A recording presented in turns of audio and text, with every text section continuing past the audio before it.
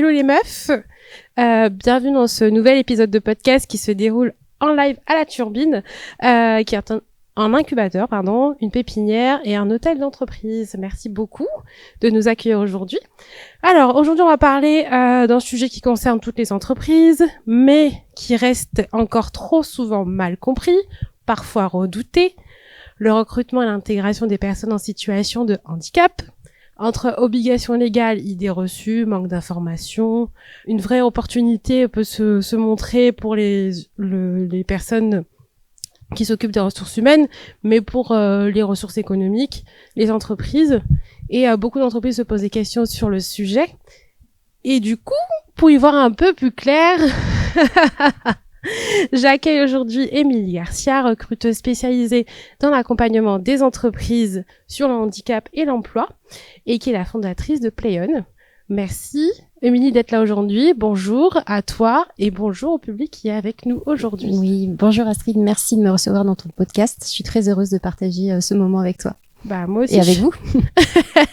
Je suis ravie de te recevoir. Bon déjà on va commencer par parler de toi. Exercice difficile pour moi, mais je vais essayer de remplir. Je pense que tu vas bien répondre à cette petite proposition. Pour commencer, est-ce que tu peux te présenter? Quel est ton parcours professionnel et qu'est-ce qui t'a amené à te spécialiser dans le recrutement?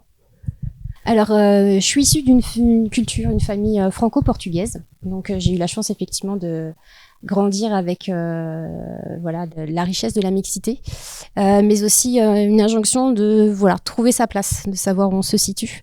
J'ai très vite grandi avec pas mal de responsabilités, divorcé de mes parents et ensuite la confrontation de la maladie de ma mère.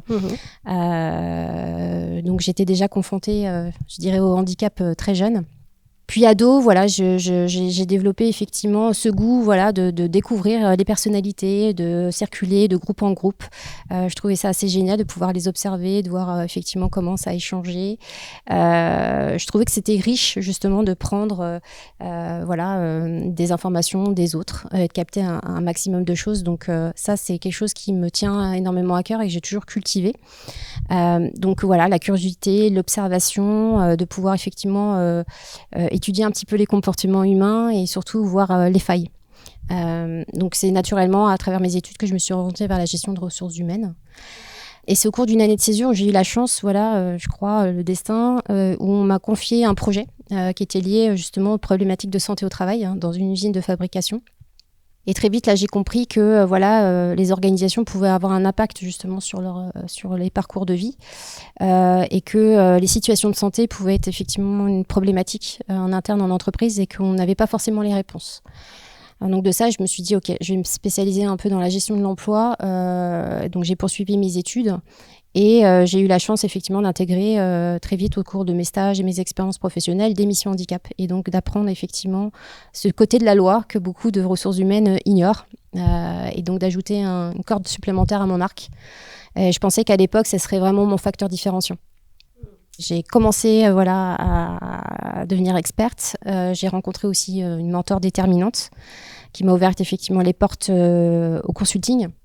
Et de là, j'ai décidé d'entreprendre par moi-même, de me lancer. Ça fait quelques années et j'ai une expertise autour effectivement de l'obligation d'emploi de travailleurs handicapés avec la spécificité effectivement du recrutement, mais pas que.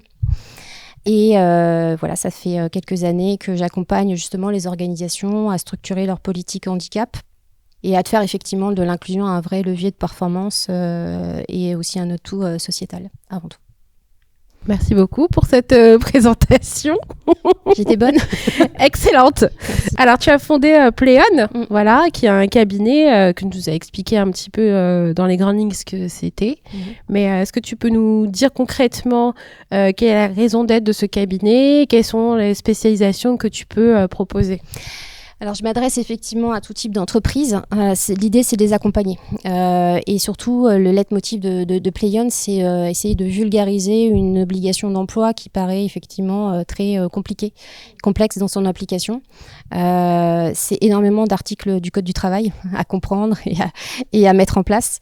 Donc, de par mon expertise, en fait, l'idée première, c'est vraiment d'intéresser Et de dire que c'est pas juste une pénalité, que c'est pas juste effectivement beaucoup d'heures de travail derrière à comprendre des choses qui sont assez compliquées. Et par mon prisme, du coup, c'est essayer un maximum de vulgariser, de dire que c'est un sujet sur lequel on peut travailler, qu'une petite action peut faire énormément de choses en termes de résultats. D'accord. Donc, enlever un peu l'aspect un peu contrainte qu'on peut avoir face à, à ces enjeux-là. C'est vrai que du coup, le regard que moi je pose et que j'essaye de transmettre, c'est que en fait, il faut transformer. En fait, c'est un peu de l'alchimie, de se dire qu'on peut transformer cette contrainte en véritable opportunité et levier d'inclusion en entreprise à travers justement s'accaparer cette loi et en faire quelque chose en intérieur de l'entreprise. Oui. Très bien, merci. Aujourd'hui, concrètement, est-ce que tu peux nous parler de tes missions ? À quoi ressemble ton quotidien ? Alors, mon quotidien, il est à la fois structuré aujourd'hui, je dirais, sur effectivement Playon. Donc, je suis des entreprises clientes qui me font confiance depuis déjà quelques mois, voire quelques années, voire plusieurs années. Ça se compte en dizaines d'années pour certaines. Donc, à la fois, j'accompagne, on va dire, le côté cadre. Structurel, de se dire comment on organise une politique handicap avec quel type de cadre, de formaliser un plan d'action, de savoir où on met le curseur, quels sont les objectifs et comment on déroule justement ça. Donc j'accompagne beaucoup de référents handicap et responsables de mission handicap, notamment sur leur formation. Qu'est-ce que c'est finalement d'être un référent handicap ou qu'est-ce que c'est justement d'être chargé d'une mission handicap aujourd'hui dans une entreprise. Et ensuite, c'est les aider dans leur quotidien face à des situations qui pourraient paraître complexe. Donc j'avoue que là il y a un peu un fourre-tout sur notamment des cas de maintien à l'emploi, vous avez des situations de santé qui peuvent être un peu compliquées pour l'entreprise d'un prime abord. Donc moi j'interviens plutôt comme celle qui va tirer essayer de dénouer la pelote de laine qui peut se faire justement sur une situation. Mais je les aide également à planifier entre guillemets des événements. Donc je fais le lien aussi avec l'extérieur, avec les organismes, etc. J'apporte cette lecture aussi assez claire. Pourquoi ? Parce que c'est vrai qu'aujourd'hui en France, le domaine du handicap, en tout cas, on peut se confronter à une nébuleuse d'intervenants, d'acteurs, de qui fait quoi, qui il faut saisir à quel moment, qui peut intervenir dans nos entreprises, parler de quoi, de quel sujet. C'est tellement vaste qu'en soi, il faut déterminer une direction et s'y tenir. Donc mon quotidien, il va être ça, mais aussi dans le développement, du coup, après 18 ans d'expertise, d'un projet. C'est pour ça que je suis incubée notamment à la Turbine pour développer en data, qui sera un logiciel sur la déclaration obligatoire d'emploi de travailleurs handicapés. Je serai amenée peut-être à en parler plus tard, mais mon quotidien, il est assez rythmé. Assez rythmé, assez rock'n'roll, parce que je pense qu'il faut toujours innover sur ce sujet-là et que l'idée, c'est d'apporter toujours plus de vulgarisation, plus de chance aux entreprises de s'accaparer le sujet. Et moi, je pense véritablement que c'est qu'en vulgarisant, qu'en parlant du prisme, effectivement, peut-être stratégique, voire économique, que finalement, l'inclusion va se faire de plus en plus naturellement. D'accord, donc tu interviens pour déjà faire un audit, voir comment fonctionne l'entreprise sur ces sujets-là et après leur proposer un plan d'action avec qui solliciter à quel moment, un peu comme un chef de projet, un chef d'orchestre pour les entreprises et avec un regard externe sur les pratiques et ce qui est fait. Tout à fait, mais avec justement cette volonté de comprendre leur culture, pour pouvoir effectivement adapter mes conseils bien évidemment en fonction de la maturité, etc. Alors, un diagnostic, oui et non. En fait, en fonction de la maturité de l'entreprise, je peux intervenir effectivement a posteriori et essayer de récupérer certains éléments, voire les développer. Mais une entreprise qui débute, effectivement, l'idée, c'est d'apporter justement ce regard d'un diagnostic. Pourquoi ? Parce qu'en fait, elles s'aperçoivent, au final, à travers ces diagnostics, qu'elles font naturellement des choses en faveur du handicap en entreprise. Et qu'elles ne se rendent pas compte, puisque finalement, c'est intégré dans... Ils ne font pas le lien avec l'obligation d'emploi, en fait. Voilà. C'est-à-dire que que, par exemple, une personne qui a des soucis de santé en entreprise, qui est accompagnée effectivement après une reprise, etc., ils ne savent pas forcément que justement c'est une situation de handicap. Le fait de collaborer avec l'établissement de services et d'accompagnement par le travail d'à côté, et c'est de l'achat responsable, mais on ne fait pas forcément le lien avec l'obligation d'emploi. Voilà. Donc, c'est de faire émerger toute cette partie invisible de l'iceberg vers le haut et de montrer aux entreprises, vous voyez, finalement, vous faites des choses. Maintenant, comment on fait pour justement aller plus loin, pour mettre en action et pour dire justement au légal, voyez, finalement, je fais des choses. Donc, je commence à remplir ma conformité réglementaire et je peux le déclarer. D'accord. Donc, c'est vraiment de se rendre compte des actions qui sont faites et de pouvoir relier le tout et mettre ça dans une stratégie globale. Exactement. Très bien. Concrètement, quelles sont tes missions aujourd'hui? Ça, tu nous as expliqué. À qui s'adressent tes services? Avec quel type d'entreprise tu travailles?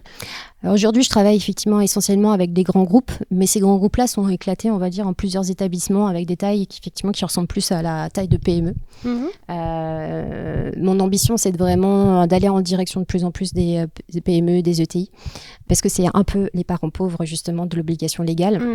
C'est vrai qu'aujourd'hui, il y a beaucoup de cabinets, il y a beaucoup de services de développement qui sont très orientés, on va dire, grands comptes. Pourquoi? Parce que c'est les premiers à s'être accaparés justement le sujet, parce que la facture était plus importante chez eux que n'est effectivement pour une PME. Les grands groupes ont cette notion-là, on va dire vraiment, de se dire ok, c'est une contribution, j'ai compris, et donc ça veut dire que je peux contribuer à l'extérieur, mais je peux aussi contribuer à l'interne très vite. Alors que cette philosophie-là, elle n'est pas aujourd'hui encore dans la mentalité des dirigeants de PME. Et ils ont aussi la tête dans le guidon et plusieurs... Oui, et puis parce que c'est surtout traité de manière très comptable, en fait, et peu RH. C'est vrai que les comptables, par exemple, vont énormément conseiller les PME, les ETI à se dire, OK, en fait, finalement, on va mettre une provision.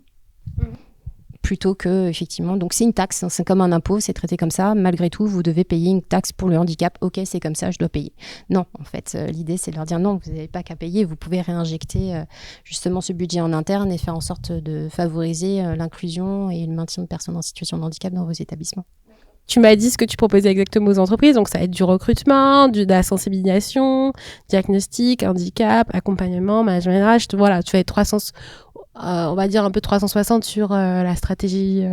Exactement, c'est-à-dire tous les leviers qui sont aujourd'hui actionnables dans l'entreprise par rapport à aux étapes où elle se situe et la direction dans laquelle elle veut aller. On va construire effectivement un plan d'action. Je ne suis pas forcément toujours dans l'opérationnel. Je vais être très opérationnelle sur tout ce qui est nécessaire pour justement permettre à l'entreprise d'atteindre ses engagements, ses objectifs. Mais je vais aussi relayer auprès d'autres cabinets et d'autres organismes qui sont plus compétents, on va dire, que moi, pour faire de la sensibilisation, pour faire du recrutement, etc., qui vont vraiment offrir un service sur mesure. Et justement, je travaille avec plusieurs autres cabinets avec qui j'ai pleinement confiance aujourd'hui et qui opèrent très bien les sujets qui sont liés au handicap. Ouais, tout à fait. Et tu sais... est-ce que tu as une idée de pourquoi les entreprises elles font appel à toi? Qu'est-ce qu'elles viennent chercher souvent avec ton expertise? Ce qu'elles viennent chercher avec mon expertise, je pense que c'est plus de clarté. Oui. On a souvent des prises de fonction où le poste par exemple de référent handicap ou de chargé handicap n'est pas un poste figé dans le temps. Donc on a souvent des personnes effectivement qui prennent les fonctions. Dans certaines entreprises, je suis peut-être à mon 5e, voire mon 6e chargé de mission handicap que je crois sur le terrain, parce que c'est une fonction RH, mais sur lequel c'est des postes, on va rester 2-3 ans. D'accord. Donc avec les évolutions et les carrières professionnelles, ce qui est tout à fait légitime. Mais disons que à chaque fois que quelqu'un prend les fonctions, se retrouve effectivement effaré de tout ce qu'il y a à faire, de comprendre la logique, de se mettre dans le bain, tout simplement. Donc je pense que ce que viennent chercher les entreprises, c'est mon expertise pour les aider à avoir clair justement sur le sujet. Déterminer là où elles en sont finalement et comme je t'ai dit toujours avoir pas ce point final mais finalement le référent handicap c'est quelqu'un qui est nommé, c'est pas forcément quelqu'un qui a suivi une formation dédiée. Tout à fait. Et ça peut être quelqu'un qui a une mission déjà en parallèle, soit RH ou soit pas du tout RH. au sein de la structure. Oui, donc, en fait, j'ai plein d'exemples divers et variés, ça c'est certain, mais c'est vrai que... Alors moi, j'ai vu la fonction évoluer, en fait. Au début, c'était une fonction qui était assez RH et plutôt côté recrutement, on va dire. Ah oui. J'ai vu après, les départements, en tout cas les pôles diversité, surtout RSE, qui se sont développés, et donc mes clients étaient les responsables RSE. Ensuite, j'ai vu les départements RSE un petit peu s'étioler et plutôt aller vers le DUI, donc équité, inclusion, diversité. Et là-dedans, effectivement, on ne traite pas que du sujet du handicap. Donc voilà, il va y avoir tous les autres sujets liés à la diversité en entreprise, et le handicap est une thématique. Donc effectivement, ce sont des gens qui ne sont pas occupés que par le handicap en entreprise. Oui. Est-ce qu'on peut dire que c'est un sujet qui peut, en fonction de l'entreprise, c'est un sujet qui peut être traité qui devrait peut-être être traité à 100%, mais pas que avec un référent ou quelqu'un qui est dessus de temps en temps. Alors, quand j'accompagne les entreprises, justement, ça fait partie aussi, je dirais, de la philosophie, en tout cas, que j'essaye de distiller. L'idée étant que finalement, un chargé de mission handicap ou un référent handicap ne va pas être seul en fait sur le sujet. Il va falloir effectivement qu'il s'aide d'autres personnes, notamment dans d'autres services, et ça va toucher toutes les strates de l'entreprise en fait, que ce soit de la direction, parce que si on n'a pas le onboarding de la direction, bien évidemment, ça va pas forcément cascader à bon escient. Mais aussi les achats, parce qu'on a aussi des achats responsables, c'est-à-dire que grâce à ça, l'entreprise peut faire travailler de manière indirecte des personnes en situation de handicap qui travaillent dans le milieu protégé et adapté. On a aussi toutes les fonctions RH qui vont être concernées, et par exemple, je collabore beaucoup avec la paye également, parce que c'est des sujets administratifs, réglementaires, de conformité réglementaire qui doivent rentrer en ligne de compte, et donc du coup il faut toucher toutes les strates de l'entreprise. Des horaires adaptés, des choses comme ça, pour que ça puisse coïncider avec des adaptations de poste peut-être. Tu veux dire dans le service paye ? Oui, c'est ça. Non, le service paye en fait va être concerné pour la déclaration. Puisque, en fait, comme c'est une obligation légale, tu dois montrer patte blanche, effectivement, au législateur. Tu as une contrainte réglementaire de déclaratif chaque année, où tu en es par rapport à ton obligation d'emploi. D'accord. Et donc, du coup, y a un déclaratif à faire. Et il faut comprendre comment bien déclarer, en fait. D'accord, donc ça passe par la paye. expertise, effectivement. D'accord. Et d'un autre côté, il y a aussi toutes les strates, on va dire, managériales, puisque là, j'en viens à ta question de l'adaptation de poste de travail et tout ce qui est lié, bien évidemment, à l'intégration, au maintien à l'emploi et à la progression de carrière aussi de personnes en situation de handicap. Donc, l'idée, c'est d'accompagner aussi la ligne managériale pour comprendre comment que le handicap n'est pas antinomique de la performance et que au contraire ça apporte plein de choses positives pour l'équipe, pour les résultats. Il y a encore pas mal de clichés ou de stéréotypes. Je crois qu'on n'en aura jamais fini autour du handicap. Il y a malheureusement on a les stéréotypes, les préjugés, on la dent dure.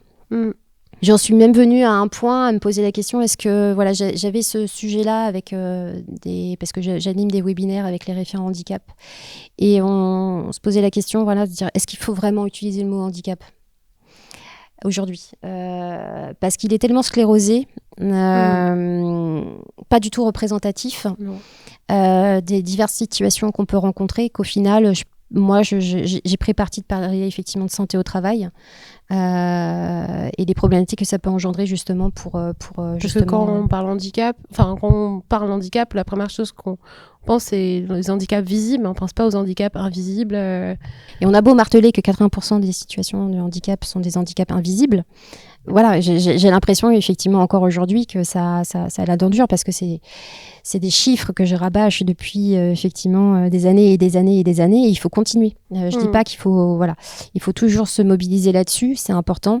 Il y a des organismes qui le font très bien, mais c'est vrai que il y a je dirais les stéréotypes qu'on peut avoir ils ne sont pas forcément que liés à la direction, aux décideurs d'entreprise ou aux managers ou aux recruteurs.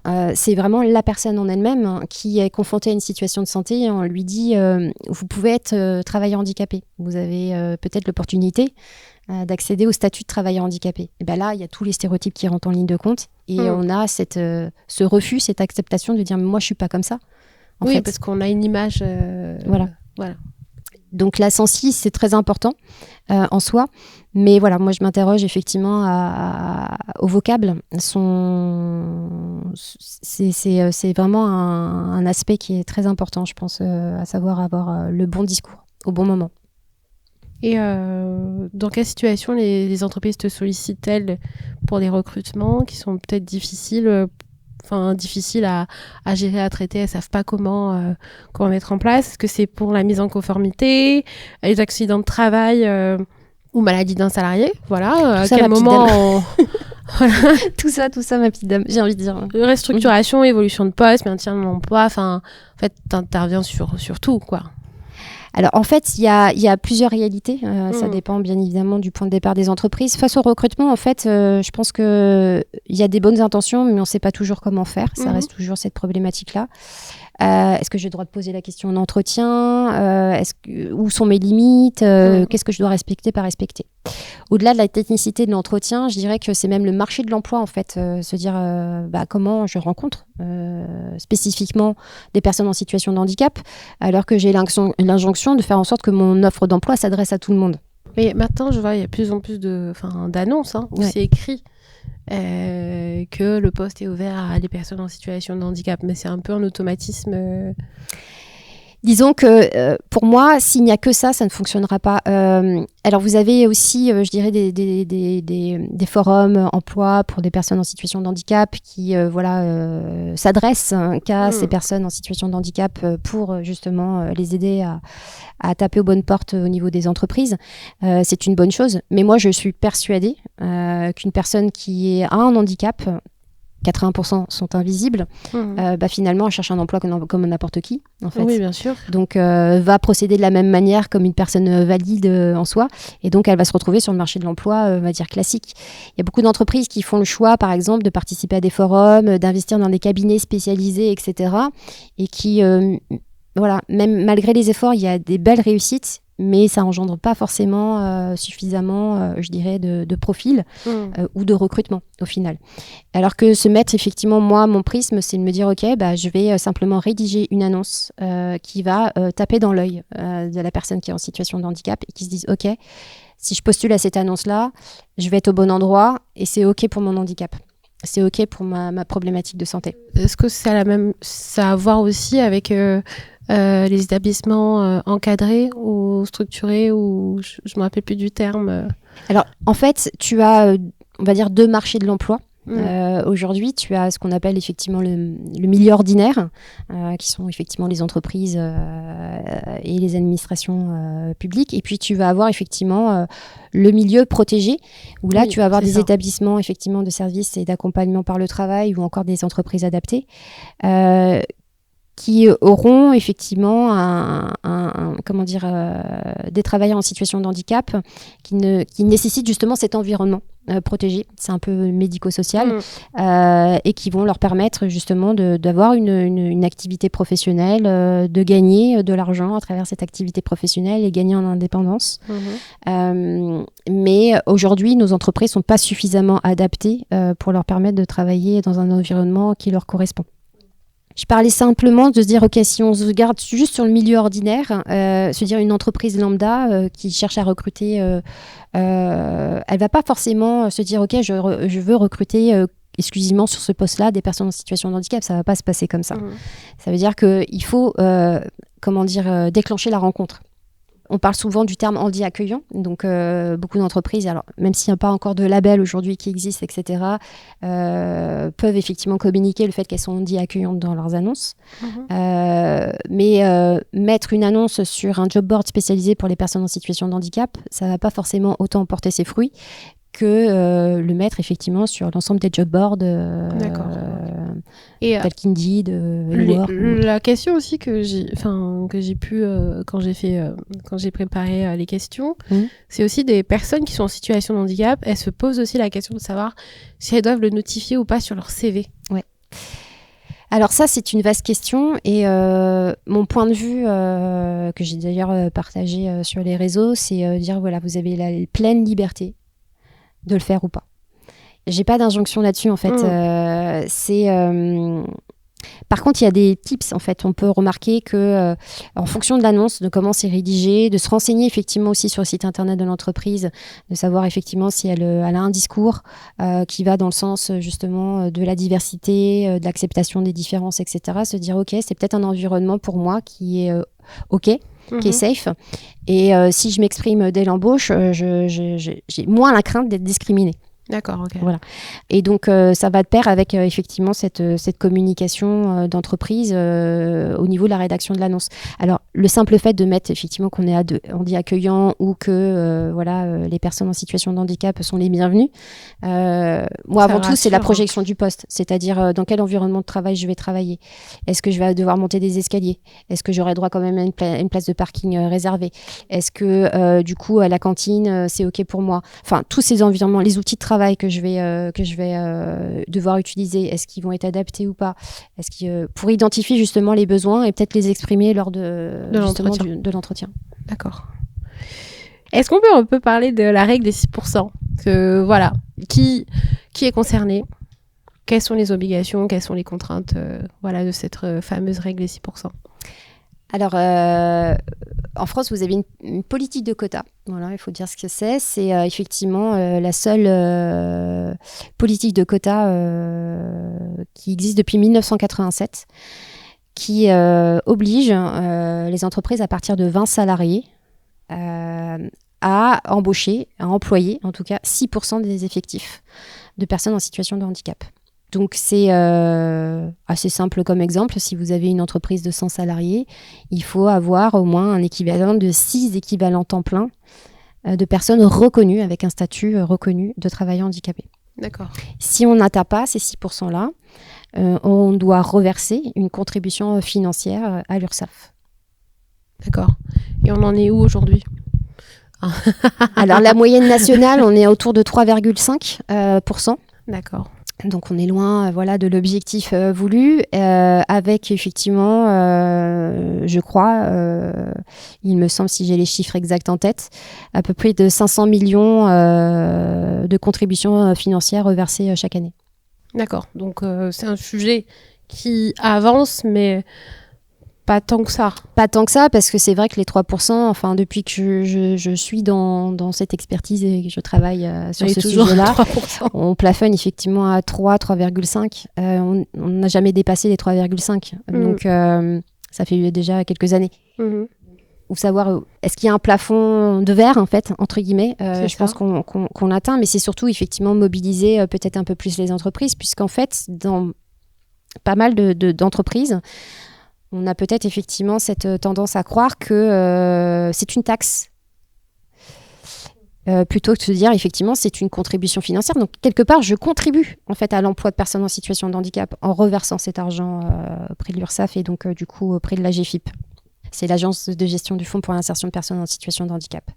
Mais d'un autre côté, on pourrait se dire, OK, mais cet argent-là, je peux éventuellement le réserver en interne pour m'en servir justement à mener des actions et à mettre en place effectivement plus de sensi, plus de communication, aménager un poste de travail, par exemple.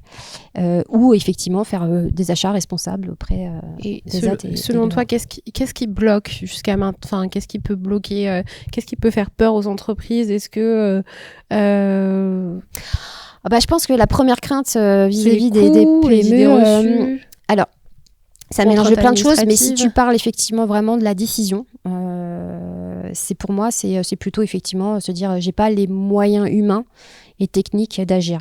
J'y comprends rien. Je vais devoir mobiliser une personne qui va y passer des semaines et encore je ne sais pas quels vont être les résultats. D'accord, c'est qu'on ne peut pas avoir des résultats tangibles. Voilà. Finalement. Et puis c'est un angle comptable encore une fois, c'est-à-dire qu'en fait la culture autour de l'obligation légale, elle est très comptable. La plupart des PME et ETI, en fait, c'est leur comptable qui gère ce sujet-là.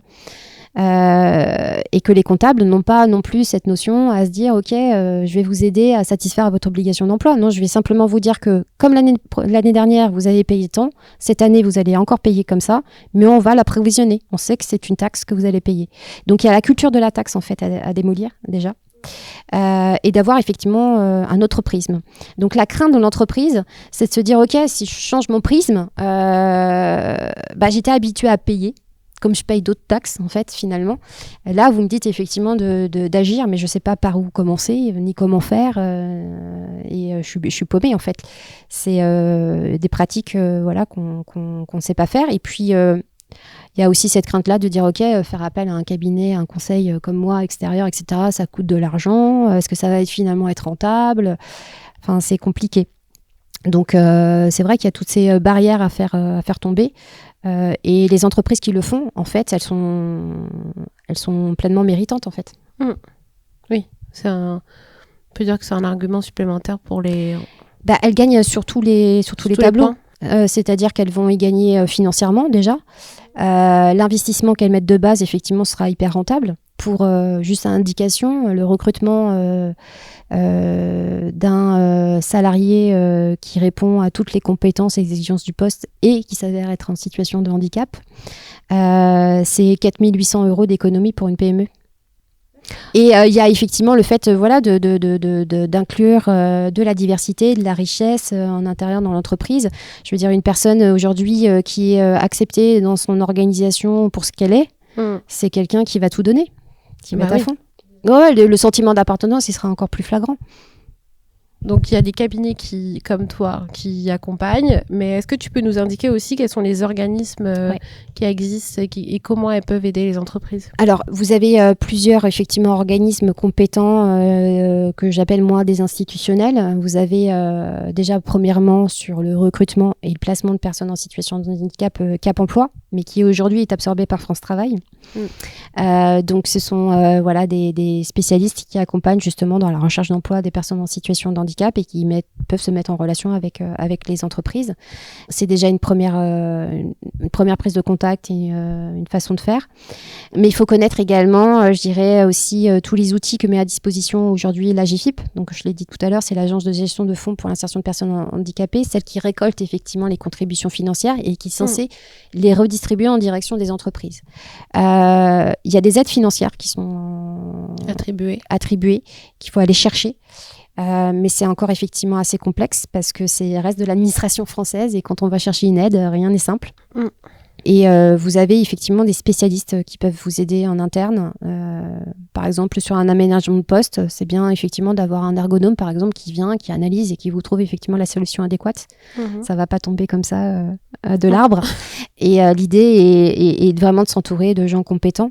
Médecine du travail aussi. Je pense que c'est un point central, la médecine du travail. Instaurer un dialogue effectivement autour du handicap, c'est déjà un premier pas vers l'inclusion et plus de connaissances justement de ces salariés aujourd'hui qui peuvent avoir des besoins demain. Et quelles sont les associations qui jouent un rôle aujourd'hui clé sur l'accompagnement des entreprises et des candidats ? J'ai envie de te dire qu'il y en a plein. Il y en a plein. Il y en a plein, je pourrais pas toutes les citer et faire de la pub, mais déjà sur les étudiants, c'est un point important. C'est-à-dire que on a aujourd'hui une grosse problématique effectivement liée à l'éducation, à l'accès à l'éducation, à l'accès à l'école. Je vais pas rentrer dans les détails, mais c'est très compliqué. Donc il y a des associations comme l'Arpège qui œuvrent pour ça. Et voilà, c'est une assoce qui est très méritante pour moi.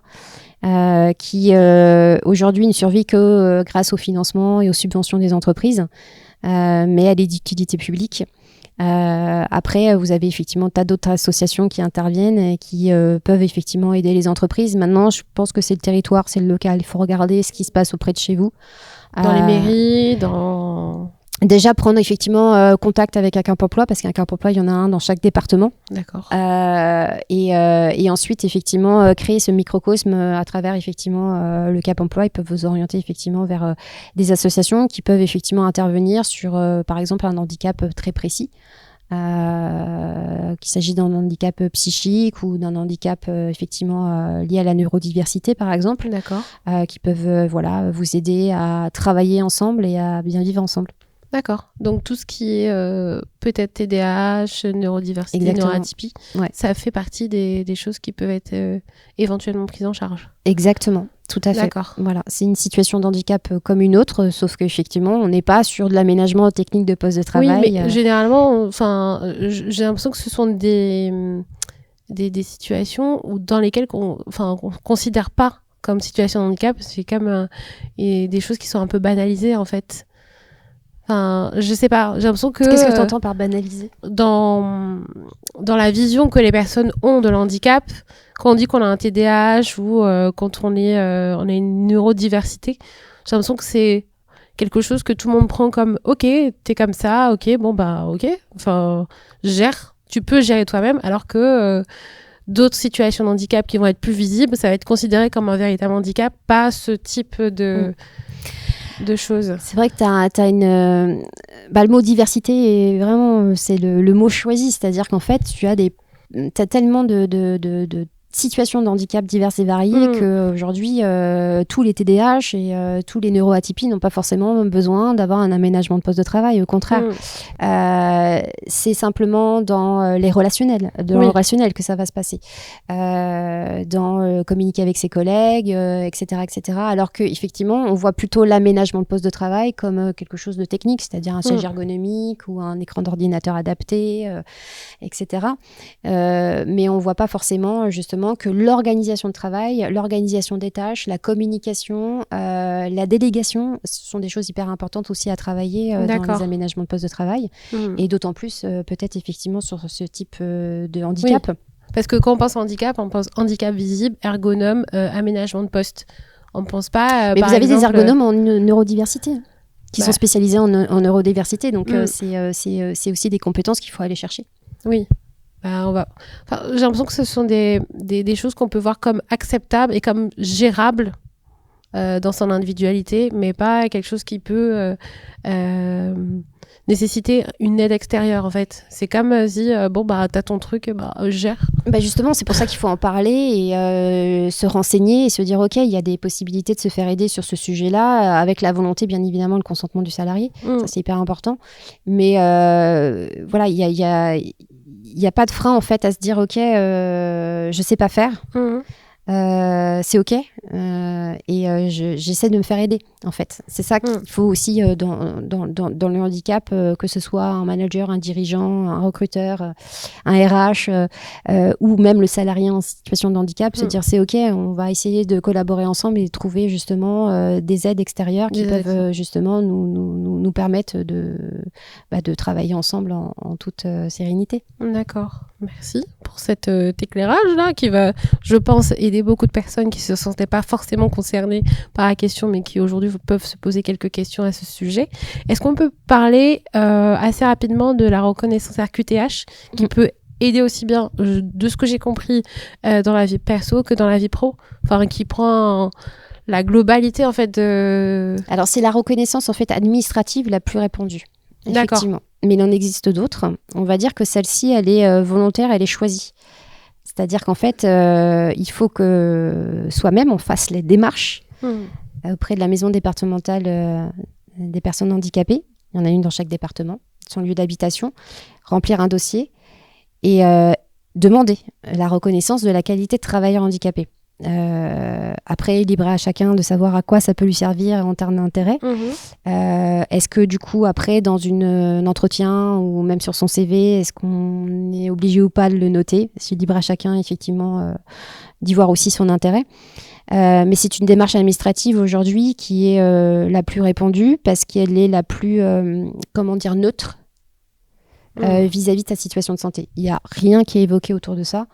Et c'est totalement confidentiel. En fait, c'est juste une reconnaissance administrative où il est noté, voilà, la MDPH vous reconnaît qualité de travailleur handicapé de telle durée à telle durée. D'accord. Qui va jusqu'à 10 ans, c'est ça ? Alors à vie maintenant. Ah oui, c'est vrai ? Oui, à vie D'accord. professionnelle, on va dire. Mais pour des situations de handicap où on sait que on est dans une maladie dégénérative ou incurable, ça sert à rien de refaire son dossier tous les 5 ans. Enfin, je veux dire, à la base, c'était un peu... Tu sais, administration française. Voilà, exactement. Mais voilà, voilà. La moyenne, c'est 5 ans, on va dire. Voilà. D'accord. Et quel serait ton conseil numéro 1 que tu pourrais donner à une entreprise qui ne sait pas par où commencer dans sa stratégie liée aux personnes en situation de handicap ? Je pense que déjà, c'est se rendre compte de ce qu'elle fait déjà.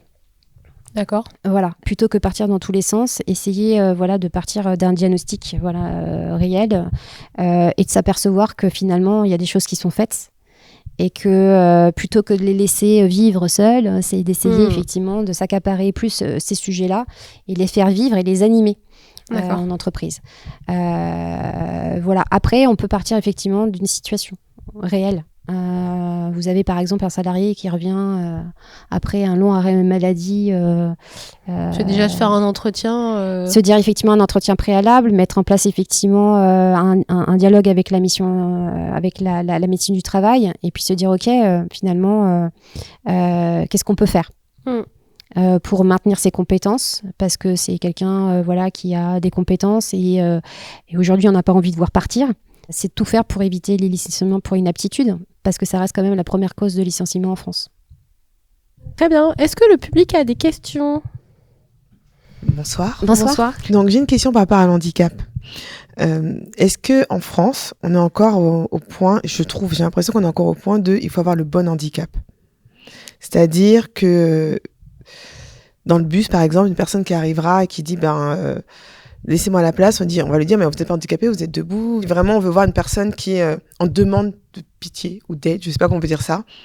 Et j'ai l'impression que c'est encore beaucoup comme ça. Même on voit socio-caisse prioritaire, c'est tous les endroits, le bon handicap pour se faire reconnaître, c'est que ça se voit, mais il faut vraiment être grabataire, quoi. Oui.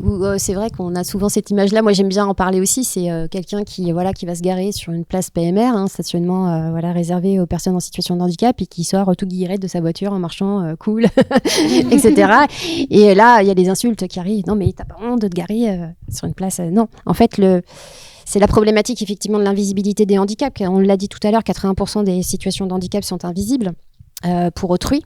Et donc de ne pas faire effectivement d'amalgame vis-à-vis de ça. Et c'est là où justement le regard peut porter. Pourquoi ? Parce qu'en fait, on a tous grandi, et encore aujourd'hui, avec justement des représentations du handicap. Ne serait-ce que justement moi qui va me garer sur une place de parking et qui suis effectivement en situation de handicap invisible, par exemple j'ai une lombalgie, j'ai mal au dos, etc. Mais je suis capable effectivement quand même de marcher. La seule nécessité que j'ai, c'est justement d'avoir une place réservée qui me permet de pas trop marcher jusqu'au magasin.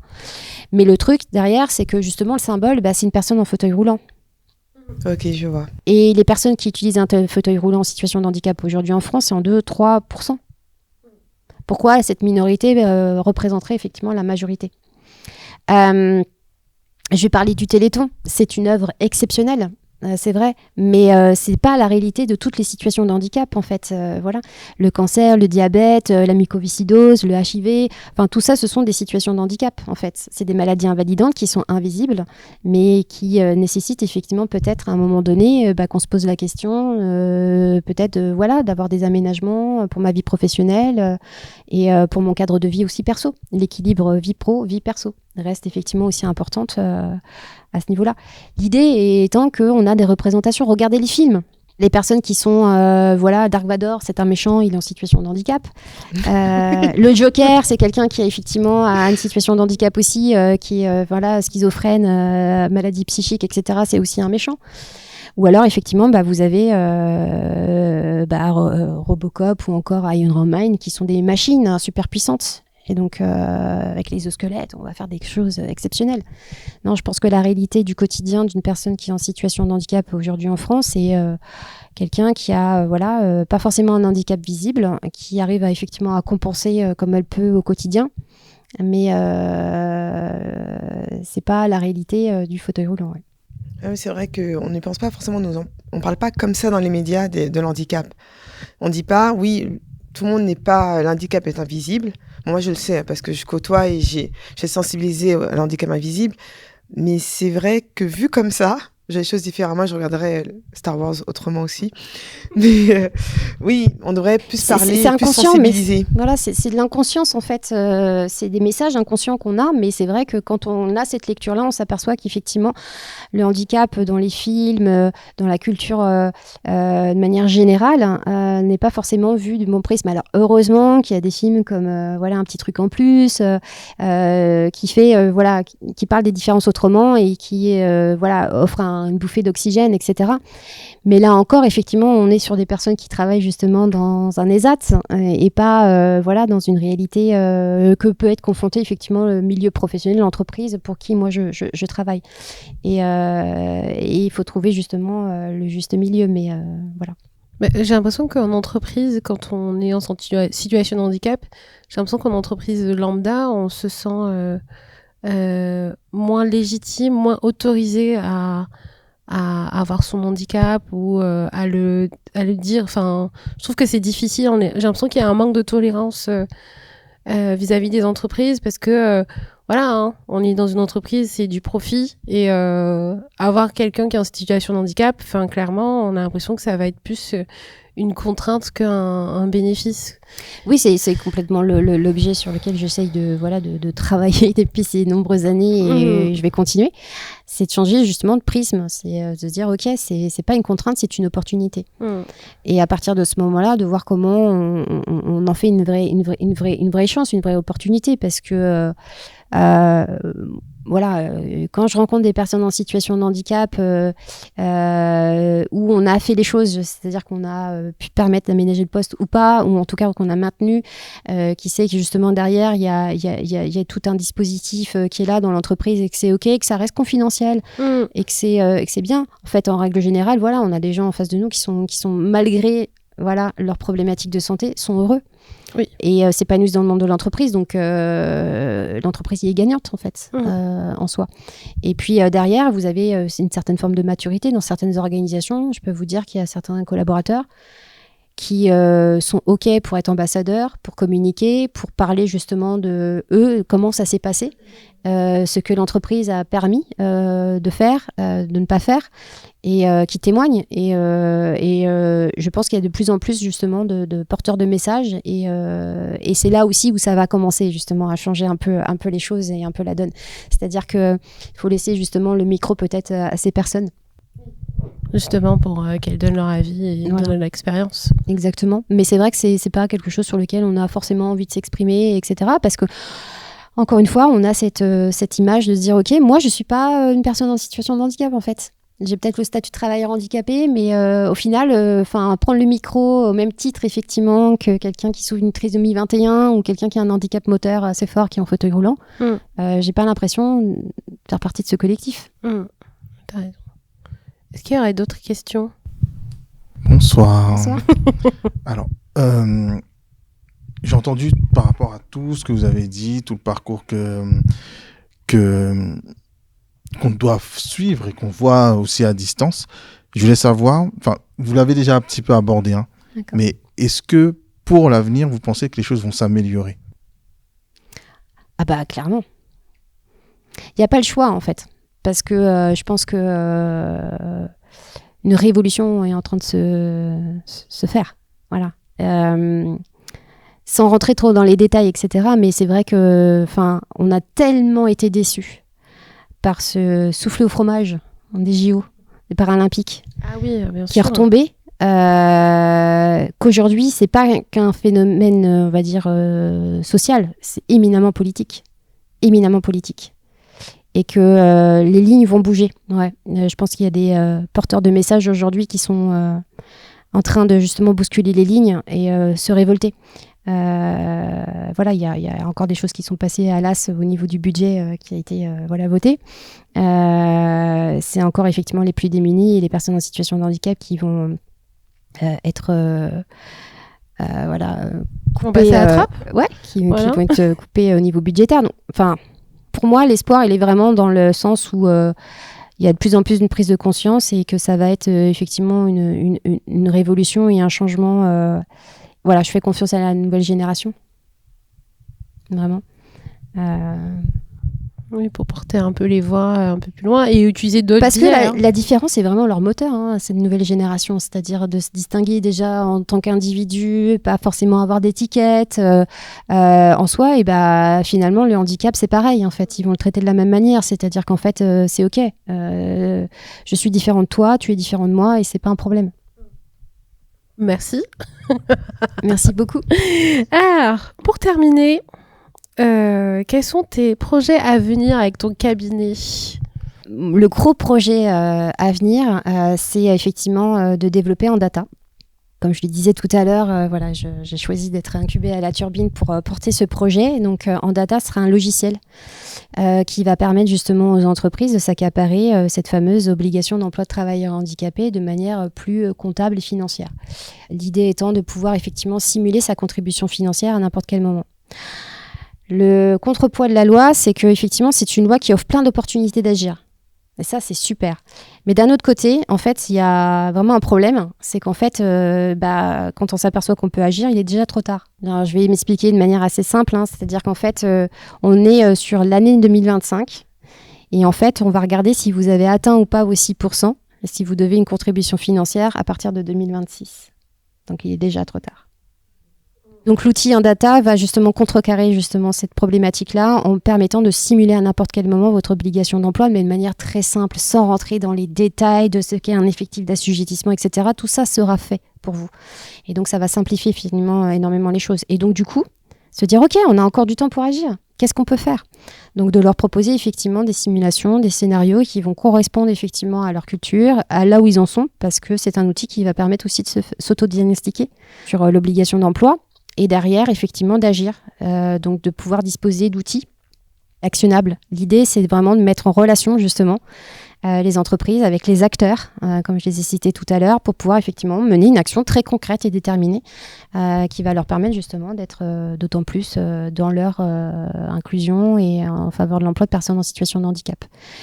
Donc voilà, c'est un logiciel qui sera effectivement d'un aspect comptable, mais qui va apporter effectivement aussi beaucoup d'indicateurs et qui va permettre justement aussi aux entreprises d'agir. Donc c'est de faciliter leur quotidien finalement et d'avoir des outils de pilotage en temps réel de leur activité. En fait, en data, ça va être le résumé, en tout cas, de toute cette expertise 18 ans d'accompagnement auprès des entreprises aujourd'hui pour justement essayer d'automatiser un petit peu plus les choses et permettre effectivement de toucher plus d'entreprises.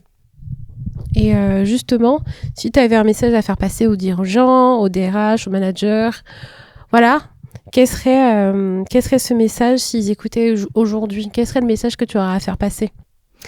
Transformer cette contrainte en opportunité et de la saisir vraiment, de se pencher sur le sujet parce que c'est un vrai levier de performance et d'inclusion. Donc pour eux, c'est une réelle opportunité et qu'on en parle. Très bien, merci. Au moins, ça le mérite d'être clair. Voilà. Y a une dernière question ? Oui. J'ai une question. Là, c'est plutôt par rapport aux femmes. On parle beaucoup en ce moment de l'endométriose. L'endométriose, oui. Est-ce que c'est considéré comme une maladie handicapante ? Alors, tout dépend effectivement de ce que, on va dire, l'accompagnement médical va... Voilà, s'il y a vraiment une problématique en soi quotidienne qui est pas gérée d'un point de vue médical et qui pose vraiment des soucis en termes d'accessibilité à l'emploi. Parce qu'on n'oublie pas que la RQTH, c'est la qualité de travailleur handicapé. Et donc, en fait, ce qu'on va regarder avant tout, c'est voir effectivement si votre situation de santé, votre problématique de santé, va créer des freins, justement, à accéder à un emploi ou à le conserver. Tout simplement. Et donc, je dirais qu'il y a des stades d'endométriose qui sont complètement différentes. Il y a des femmes qui se font très bien soigner aujourd'hui, d'autres effectivement où c'est pas encore le cas, et encore effectivement d'autres qui en souffrent vraiment de manière crue. Voilà, tout dépend des situations. Donc en fait, on va regarder véritablement, et puis vous avez un environnement sur lequel effectivement vous pouvez ne pas être en situation confortable. Voilà, si vous êtes effectivement, je dirais, commercial et que vous devez prendre votre voiture en non-stop, c'est pas la même situation que justement être assise derrière un ordinateur. Donc c'est appréciable en fait en fonction de chaque situation. Et donc, mais ça peut être effectivement être reconnu comme étant une situation de handicap. Ouais. Merci. Merci pour cette question. Et si je peux donner une réponse, je connais des personnes qui se sont fait reconnaître, qui ont une reconnaissance RQTH alors qu'elles ont l'endométriose. Si ça peut répondre à votre question, madame. Merci beaucoup. Merci beaucoup, Émilie. Merci à toi, Astrid, de m'avoir accueillie dans ton podcast. Avec très contente d'avoir vu cette expérience. Mais tu t'es très bien débrouillée. Merci beaucoup. Et du coup, maintenant, on comprend mieux les enjeux qui sont liés à l'handicap. J'espère. Voilà. T'as un peu déboursaillé tout ça. Tu nous as aiguillé en fait sur toutes ces logiques-là parce que c'est pas forcément évident pour tout le monde. Je sais que, ayant travaillé dans le secteur RH, que beaucoup de personnes n'y vont pas parce qu'elles manquent de connaissances, manque d'aiguillage, manque d'accompagnement sur ces sujets. Donc, c'est vraiment très bien que tu aies pu nous éclairer sur ça. Beaucoup. Donc, merci beaucoup. Merci au public qui était là avec nous aujourd'hui. Merci beaucoup. Merci à la Turbine qui nous a accueillis aujourd'hui. Et merci à vous, auditrices et auditeurs aussi, je sais que vous êtes là, d'écouter assez régulièrement le podcast Business de Meuf. Vous pouvez retrouver toutes les informations sur Émilie dans la description du podcast et sur notre site internet. Merci d'avoir écouté. Vous pouvez écouter le podcast sur toutes les plateformes d'écoute, Spotify, Deezer, Apple Podcasts, YouTube aussi. Et sur les réseaux sociaux, notamment Instagram et LinkedIn. Et n'oubliez pas de laisser des avis, des petites étoiles sur les réseaux sociaux, notamment Apple Podcasts. Merci et à bientôt. Au revoir.